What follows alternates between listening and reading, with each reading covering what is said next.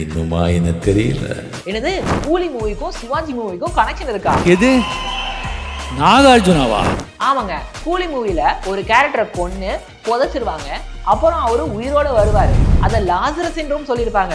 அதே மாதிரி சிவாஜி மூவில அந்த கேரக்டர் இறந்த உடனே சிபிஆர் கொடுத்து அவரை உயிரோட வர வைப்பாங்க. ரெண்டுமே சேம் தான். சரி, லாசரஸ் சிண்ட்ரோம்னா என்னது? பேசிக்கா கார்டியாக் அரெஸ்ட் ஆகி ஹார்ட் ஸ்டாப் ஆனவங்களுக்கு சிபிஆரோ இல்ல எலக்ட்ரிக் ஷாக்கோ கொடுத்து அவங்க ஹார்ட்டை திருப்பியும் ஒர்க் பண்ண வைக்கலாம். இது ஜென்ரலா பண்ற விஷயம் தான்.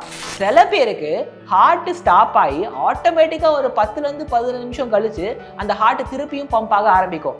இதுக்கான ரீசன் என்ன அப்படிங்கிறது நமக்கு எக்ஸாக்டா தெரியலனாலும் சயின்டிஸ்ட்லாம் என்ன சொல்றாங்க அப்படின்னா, இந்த ஹார்ட் ஸ்டாப் ஆனவங்களுக்கு ஒரு சில ட்ரீட்மெண்ட்லாம் கொடுத்துருப்பாங்க. அப்போ அவங்க லங்ஸ்ல போய் ஏர் லாக் ஆயிரும். கொஞ்ச நேரம் கழிச்சு அந்த ஏர் ஹார்ட்டுக்கு போகும்போது அந்த ஹார்ட் திருப்பியும் பம்ப் ஆக ஆரம்பிக்குது. ஸோ இதனால தான் அவங்களுக்கு திருப்பியும் கொஞ்ச நேரம் கழிச்சு ஹார்ட் பம்ப் ஆகுது அப்படின்னு சயின்டிஸ்ட் சொல்றாங்க. ஸோ ஃபர்ஸ்ட் டாக்டர் ஜென்சன் அப்படிங்கிறவர் தான் 1982ல இந்த லாசரஸ் சிண்ட்ரோமை ஃபர்ஸ்ட் விட்னஸ் பண்ணியிருக்காரு. இப்போ ரீசெண்டா 2013ல கூட டோனி ஏல் அப்படிங்கிற ஒரு பேஷண்ட்டுக்கும் இந்த லாசரஸ் சிண்ட்ரோம் நடந்திருக்கு. ஸோ உலகம் முழுசாவே ஒரு 40 கேஸ் தான் இந்த லாசரஸ் சிண்ட்ரோம்ல இருக்குது. ஸோ இந்த லாசரஸ் சிண்ட்ரோம் நடக்கிறது அப்படிங்கிறது ரொம்ப ரொம்ப ரேரான விஷயம் தான்.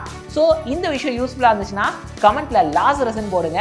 இன்னும் நிறைய வீடியோக்கு சேனலை ஃபாலோ பண்ணிக்கோங்க.